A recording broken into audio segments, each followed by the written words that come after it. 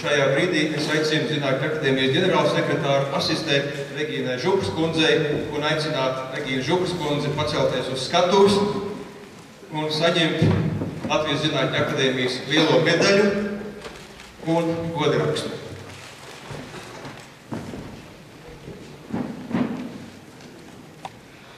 Latvijas Zinātņu akadēmija apbalvo savu ārzemju locekli Regīnu Žuku par būtisku ieguldījumu pretvēža preparāta Torokūra radīšanā. Un jūs tiekat apbalvot ar Latvijas Zinātņu akadēmijas lielo medaļu. Šo dokumentu paraksta Zinātņu akadēmijas prezidents Vajārs Spārīts, senāta priekšsēdētājs Jānis Stradiņš.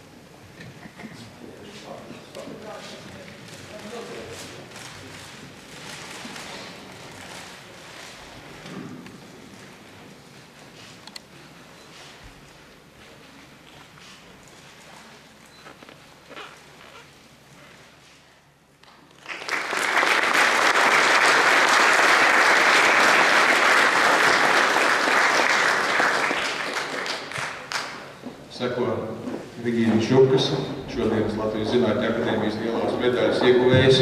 Atbildes runa.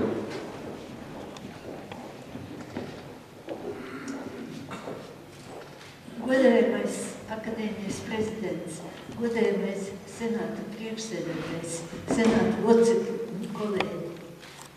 Man ir liels gandarījums un liels prieks par manu darbu augsto novērtējumu un augstu apbalvojumu. Man ir grūti noticēt, ka ir pagājuši 50 gadi kopš pirmās Torokūras izvēles. Es toreiz biju profesora Hildāra aspirante. Iestājos aspirantūrā un no 3 piedāvātām tēmām izvēlējos pirimidīnu ķīmiju, jo tā bija vistuvāk bioloģiskiem procesiem. Bet es no studiju laika sapņoju par jaunu medicīnu preparātu sintēzi. No ķīmijas viedokļa es biju domājis apvienot pirimidīnas ar kurāmiem, pie kuriem jau ilgāku laiku strādāja Organiskās sintēzes institūta līdzstrādnieki. Un tad vienu dienu profesors Hildārs man pastāstīja par pretvēža preparātu 5-fluorkuracilu, kurš nu pat nesen bija atklāts Amerikas Savienotajās valstīs. Un viņš teica, ka šim preparātam var būt liela nākotne. Kaut gan viņam ir ļoti nepatīkams smagas blakus iedarbības. Un ja mums izdotos sintezēt 5-fluorkuracilu atrisinājumu, kurš būtu tikpat efektīvs, bet mazāk toksisks, tas jau būtu viens sasniegums. Es sēdēju bibliotēkā, lasīju tekošo literatūru un domāju, kā man sasaistīt, izlasīt to ar doto uzdevumu. Savus priekšlikumus es nesu profesoram Hildāram parādīt, bet viņš tos noraida.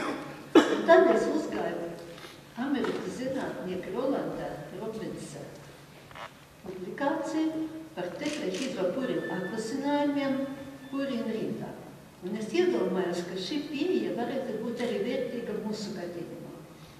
Profesoram Hildāram bija ļoti spilgta intuīcija, un viņš saprata, ka 5-fluorkuracilu tetrahidropurīnu atvasinājums var kalpot kā nukleozīta analogs un iespaidot nukleozītu bioķimiskos procesus un fermentus, kas tos veic. Bez tam varēja arī paredzēt, kad viņš atšķels aktīvo vielu organismā un tādā veidā nodrošinās šo aktīvo vielu ilgstošu uzturēšanos organismā un asinīs. Un tas arī vēlāk pierādījās, kad tika konstatēts, ka Torokūrs metabolizējās mikrosomālo monooksiģināžu ietekmē. Un tā es ķeros pie darba un 64. gada decembrī sintezēja pirmos ftorapura miligramus. Tas jau bija tikai pats sākums, priekšā stāvēja liels darbs un bija vajadzīga ticība saviem spēkiem un šim preparātam, lai šo darbu paveiktu.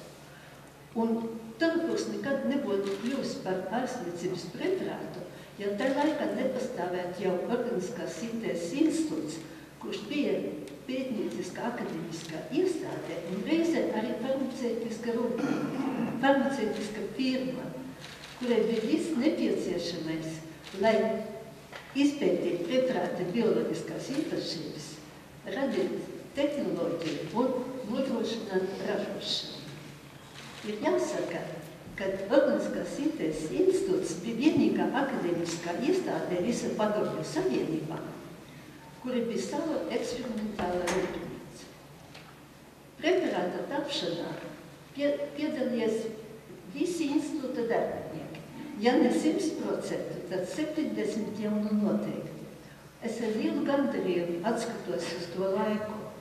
Cilvēki strādāja pašaizliedzīgi, bet man gribētos sevišķi šeit atcerēties akadēmiķi Marģeru Līdaku, eksperimentālas rūpnīcas tehnologu Ritu Bāni, medicīnas zinātņu doktoru Ainu Zīdermanu un Republikas galveno onkologu Veltu Brambergu. Profesors Hilders mācīja, ja jums ir ienākusi kāda laba doma prātā, un jūs domājat, ka no tās var iznākt preparāts, tad esiet droši, ka šī pati doma tai pašā laikā ir ienākusi prātā vēl vismaz 500 pētniekiem pasaulē.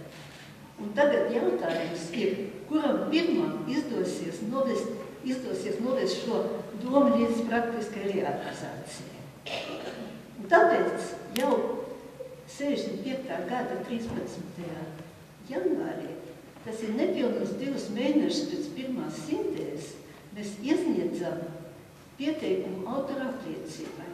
Un šim datumam izrādījās vēlāk liela nozīme, kad viena Japāņu firma mēģināja apstrīdēt mūsu prioritāti tiesā.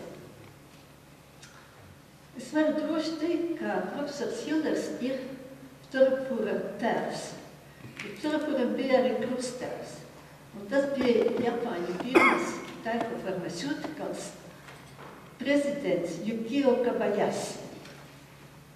Kobayashi intuīcija arī viņam pateica, ka šim preparātam var būt liela nākotne, un viņš ieguldīja visu savas firmas potenciālu, lai izpētītu viņu īpašības un novest līdz preparāta apstiprināšanai, atļaujai lietošanai Japānā un arī vēl citās valstīs. Un tagad jau vairāk kā 40 gadus preparāts tiek lietots zarnu un kuļļu vēža slimnieku ārstēšanai. Un statistika rāda, ka lietojot ftorapuru var pagarināt šo slimnieku dzīvi pa vairākiem gadiem. Un visu šo laiku turpinās arī pētījumi par ftorapuru pielietošanu kombinācijās ar citiem preparātiem, ar citām ārstēšanas metodēm, kā arī pie dažādām vēža lokalizācijām.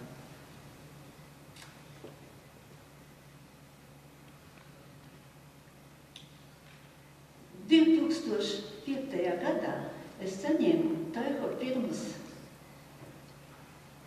lielo apbalvojumu un nolasīju referātu par ftorapura vēsturi. Tā laikā Amerikas Savienoto Valstu medicīnas preparātu datubāze PubMed tika uzdots 2350 publikācijas par ftorapuru. Bet šodien šis skaits ir pārsniedzis 5000. Tā skaitā apmēram 400 rakstu ir publicēti pēdējo 2 gadu laikā.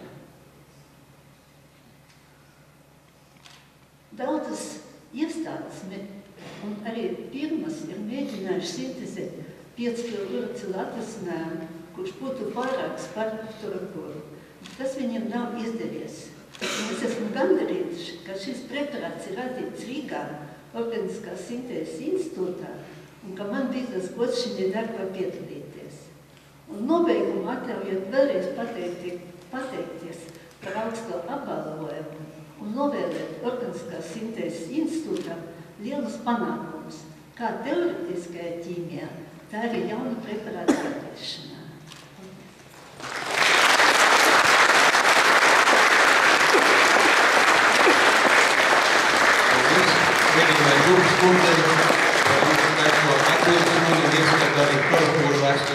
Un jūsu darbībā Organiskās sintēzes institūtā.